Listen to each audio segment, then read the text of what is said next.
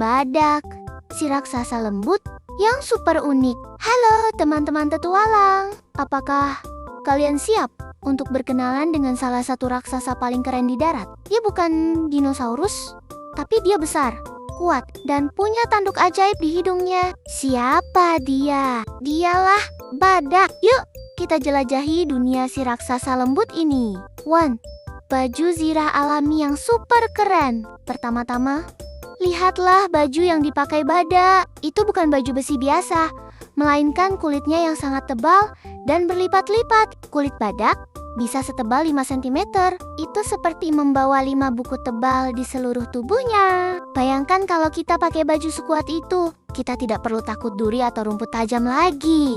Tapi meski terlihat kasar, di balik lipatan kulitnya yang tebal, badak bisa merasakan gigitan nyamuk dan aduh, gatal. Tuh, tanduk ajaib di hidungnya. Inilah yang paling membuat badak spesial. Tanduk di hidungnya. Tahu tidak?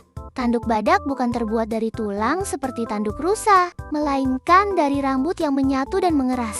Iya, seperti kuku kita yang tumbuh, tapi tumbuh di hidung. Kalau kita punya tanduk dari rambut, kita harus rajin keramas nih. Tanduk ini digunakan untuk melindungi diri, menggaruk-garuk punggung, dan menggali lumpur. Itu adalah multitool alam yang paling keren. 3.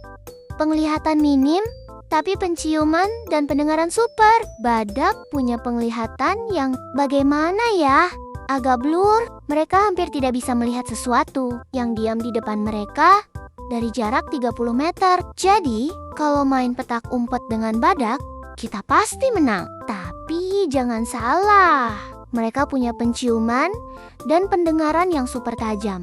Telinga mereka bisa memutar seperti radar untuk mendengar suara, dan hidung mereka bisa mencium bau dari jarak sangat jauh. Mereka seperti detektif yang mengandalkan hidung dan telinganya. 4.